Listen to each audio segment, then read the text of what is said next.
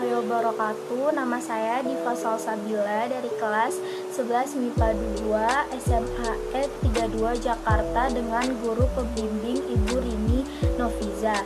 Nah, di sini saya ingin menjelaskan bagaimana proses pembentukan spermatogenesis dan oogenesis.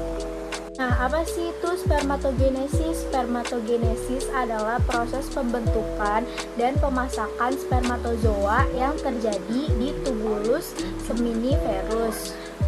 Orang laki-laki normal bila mereka menginjak usia dewasa akan mampu menghasilkan sel kelamin yang dinamakan sperma yang dibentuk di dalam testis, lebih tepatnya dibentuk oleh tubulus seminiferus.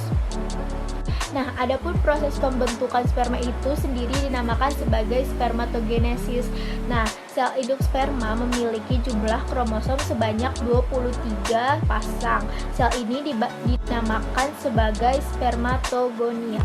Gambar di samping diterangkan bahwa pada proses pembelahan meiosis pertama, spermatosit primer yang bersifat diploid akan menghasilkan spermatosit sekunder yang bersifat haploid. Nah, kemudian pada proses meiosis yang kedua, spermatosit sekunder akan menghasilkan 4 spermatid yang bersifat haploid. Spermatid merupakan sel bundar dengan sejumlah besar protoplasma. Nah, pada keadaan ini maka akan terjadi pertumbuhan dan perkembangan atau diferensiasi yang sangat rumit sehingga terbentuk spermatozoa atau sel-sel sperma.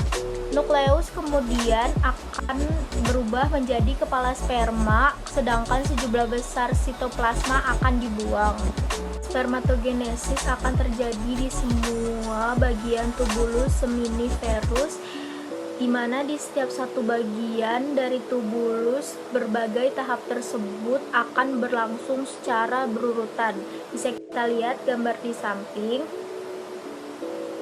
menjelaskan bahwa semakin berdekatan dengan tubulus, maka kecenderungan sel akan berada dalam keadaan muda. Nah, pada manusia, pembentukan spermatogonium menjadi sperma matang membutuhkan waktu sekitar 16 hari. Nah, ada 4 hormon yang mempengaruhi proses spermatogenesis, yaitu hormon gonadotropin, terus hormon FSH, terus yang ketiga LH, dan hormon testosteron. Nah, sekarang apa sih itu oogenesis? Oogenesis merupakan pembentukan sel telur di dalam ovarium. Sel telur berasal dari sel induk yang dinamakan oogonium. Oogonium itu memiliki 23 pasang kromosom yang bersifat diploid. Perlu diingat juga bahwa setiap orang memiliki masa usia suburnya masing-masing. Hal ini dipengaruhi oleh beberapa sebab seperti gaya hidup, faktor gen, obesitas, atau adanya penyakit. Berumur 6 bulan, oosit primer telah dibentuk dan berarti telah mencapai tahap fase yang pertama. Nah, pada masa ini oosit akan mengalami masa penantian hingga seorang wanita tiba dalam masa suburnya. Jumlah oosit primer akan semakin berkurang sampai lahir dan jumlah kromosomnya tetap sama, yaitu 23 pasang kromosom. Kita bisa lihat gambar di sana. Saat wanita mengalami masa pubertas atau balik, kelenjar hipofisis akan mampu menghasilkan FSH dan oosit primer akan melakukan proses pembelahan meiosis yang pertama. Nah, yang menghasilkan 2 sel dengan ukuran yang tidak sama. Ada ukuran yang besar yaitu namanya oosit sekunder dan ada ukuran yang kecil yang bernama badan polar pertama. Hormon FSH oleh kelenjar dihasilkan oleh kelenjar hipofisis. Adapun sel yang berukuran besar yaitu namanya oosit sekunder dan yang berukuran kecil dinamakan badan polar pertama. Hormon FSH dihasilkan oleh kelenjar hipofisis di dasar otak. Hormon ini berfungsi untuk mengatur pertumbuhan sel telur, menghasilkan hormon estrogen dan mempengaruhi sel-sel folikel yang berfungsi memberikan nutrien pada sel telur. badan polar atau kutub pertama, kemudian akan menghasilkan satu badan polar lagi. Bila terjadi penetrasi sperma, maka proses selanjutnya yaitu oosit sekunder akan mengalami pembelahan lagi secara meiosis pertama, membentuk ootit dan badan polar kedua.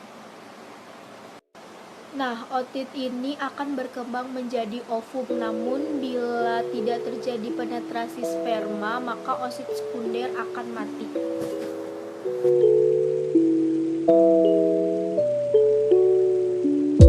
Nah, itulah penjelasan dari saya bagaimana proses pembentukan spermatogenesis dan oogenesis.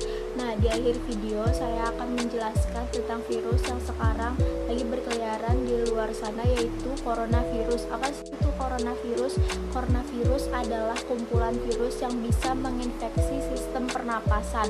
Pada banyak kasus, virus ini hanya menyebabkan infeksi pernapasan ringan seperti flu, tetapi juga dapat menginfeksi pernapasan berat, yaitu infeksi pada paru-paru.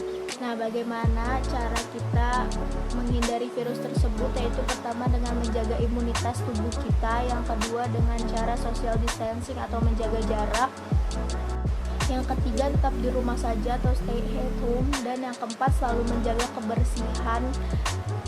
Nah, itu saja yang bisa saya jelaskan dari video ini. Kurang lebihnya mohon maaf. Wassalamualaikum warahmatullahi wabarakatuh.